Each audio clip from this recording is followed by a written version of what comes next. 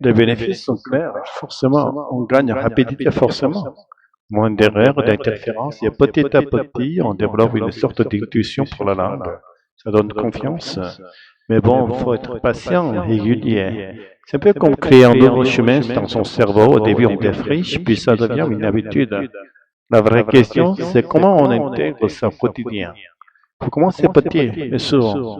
Tous les jours un peu. Donc, pour résumer un peu tout ça, si on synthétise, il y a trois grandes idées qui se ressortent, non? D'abord, on accepte l'erreur et la voir comme utile. Ensuite, pratiquer activement avec les techniques dont on a parlé. Enfin, s'entraîner à penser direct en français, même si c'est juste pour des petites choses au début. C'est tout à fait ça. Il faut garder en tête que c'est un voyage à apprentissage d'une langue. C'est personnel. Chaque erreur qu'on comprend, chaque petite phrase pensée directement en français, c'est un pas en avant. L'objectif, c'est peut-être pas la perfection absolue, plus d'expression, la communication vivante. Et pour finir, une petite question à laisser mûrir. La prochaine fois qu'on bloque, on cherche le mot parfait, la phrase nickel. Si on essayait juste de transmettre l'idée avec les mots qu'on a, même si c'est pas parfait, qu'est-ce que ça change au fond sur notre fluidité et notre envie de parler? Merci beaucoup d'avoir été avec nous pour cette discussion. On espère pouvoir dans la partie suivante de ce podcast. Bienvenue. Aujourd'hui, on va explorer ensemble comment débloquer son français oral et surtout comment vaincre cette fameuse peur de parler. Oui, cette appréhension que beaucoup connaissent. Exactement. On a souvent les connaissances, la grammaire, le vocabulaire, mais au moment de parler, off, ça coince. On attend d'être prêt, d'être parfait. Et pendant ce temps, on n'avance pas vraiment. C'est un peu le piège. C'est ça, la technique seule, ça suffit pas, qu'il n'y a pas de bon état d'esprit derrière. Tout à fait. Apprendre une langue, c'est très émotionnel aussi. Et l'oral, ça demande un certain courage, d'accepter d'être un peu vulnérable. Notre objectif aujourd'hui, c'est voir comment des actions simples au quotidien et peut-être un changement de regard peuvent nous aider à nous lancer, à rendre l'apprentissage plus fluide et agréable aussi. Exactement. Mettre en lumière pourquoi oser parler, même avec des imperfections. C'est ça la clé. On pourrait dire que c'est comme apprendre à nager, lire des livres, c'est bien, mais tant qu'on saute pas dans l'eau, voilà, on ne saura jamais vraiment nager. Il faut oser plonger. J'aime beaucoup cette image. Alors, comment on fait ce saut dans l'eau en français?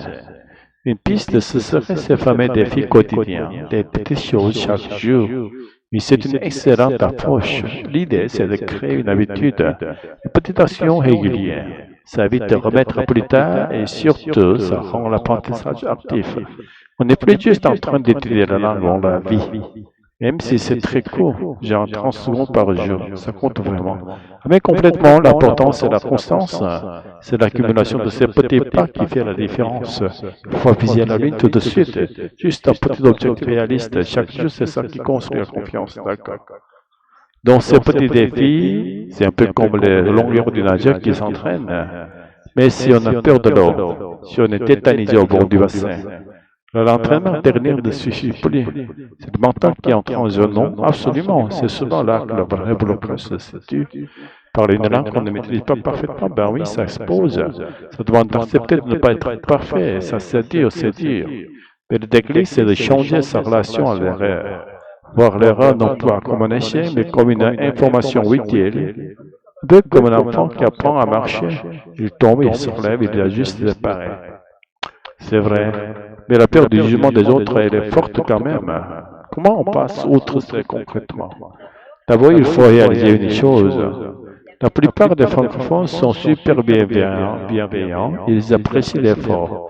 Ils ne sont pas là pour compter les fautes. Ils disent souvent le pire, en fait, voilà. Et puis, il faut activement lutter contre ce besoin de perfection. Le but premier, c'est quoi? C'est de se faire comprendre, d'échanger, pas de réciter une leçon de grammaire. Il faut oser communiquer, même si c'est simple au début. Accepter, c'est un confort du début qu'on cherche un peu ses mots. Mais c'est un passage obligé. C'est même le signe que ça travaille là-haut. Et puis, se parler à soi-même avec bienveillance, c'est crucial. S'encourager plutôt que de se critiquer. Ok, c'est clair. Alors, pour rendre ça encore plus pratique, quel genre de petits défis on pourrait se lancer? Des exemples concrets. Alors, il y en a plein. Par exemple, parler tout seul, 1 minute par jour. Juste décrire ce qu'on voit, sa journée. Ça mobilise le vocabulaire qu'on a déjà. Ah oui, ça va pas bête, ça enregistrer. Bon, c'est pas toujours agréable au début de s'entendre, mais c'est hyper utile pour prendre conscience de son prononciation, de son rythme. Tu vois, le shadowing. Répéter une phrase juste après l'avoir entendue dans l'actif. Ça, c'est top pour l'intonation de la musique de la phrase. Ça, j'ai déjà essayé, c'est intéressant. Apprendre et essayer d'utiliser genre 3 petits phrases utiles chaque jour. C'est très simple pour démarrer une conversation, poser une question, ça aide à commencer à penser en français. Utilisateur, et c'est ça. Et puis, le plus important peut-être, oser une mini-interaction, demander-leur, commander quelque chose, même si c'est juste 2 phrases. Chaque petite victoire compte. On en vient toujours à ça, il faut oser. Oser parler, même un tout petit peu. C'est ça qui casse le cercle vicieux de j'attends d'être prêt, donc je ne parle pas, donc je ne progresse pas. Exactement, c'est l'action qui développe tout. C'est en parlant qu'on ancre vraiment le vocabulaire, qu'on améliore sa prononciation, c'est physique aussi, la mémoire musculaire. Et surtout, c'est comme ça qu'on diminue la peur. Petit à petit, chaque fois qu'on ose, la peur recule un peu, c'est ça.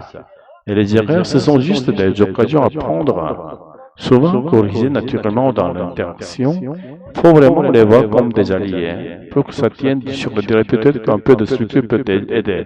Noter son petit défi, se fixer un moment, par des exercices, oui, tout à fait. Un peu d'organisation, ça aide à maintenir le cap.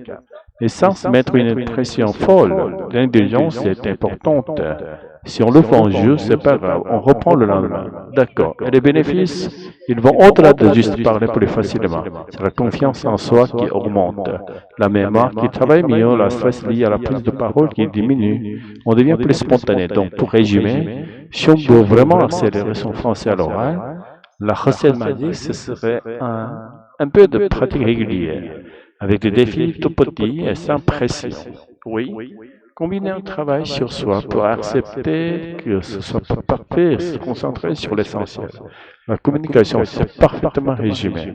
Et s'il y a une seule idée à retenir, c'est vraiment celle-là. Le progrès, il ne commence pas quand on se sent enfin prêt. Parce que ce jour-là, si on attend passivement, il risque de ne jamais arriver. Le progrès, il commence à la seconde où on ose. On ouvre la bouche, même on pour dire une chose très simple. Alors peut-être la question se pose là, c'est quelle est la toute petite action de parole que je pourrais faire aujourd'hui ou demain, juste pour tester l'eau, juste mettre un pied dans l'eau. Voilà. C'est souvent ce tout premier pas, mais minuscule, qui enclenche tout le mécanisme positif. L'action, même imparfaite, c'est ça le vrai début. Apprendre le français peut être une aventure passionnante et très enrichissante. Que vous soyez débutant ou déjà en chemin, voici quelques conseils essentiels pour apprendre le français efficacement tout en restant motivé. Commencez par les bases, mais soyez régulier. Ne vous inquiétez pas de tout apprendre d'un coup. Concentrez-vous sur le vocabulaire de base et des phrases, comme les salutations, le nombre et les expressions du quotidien.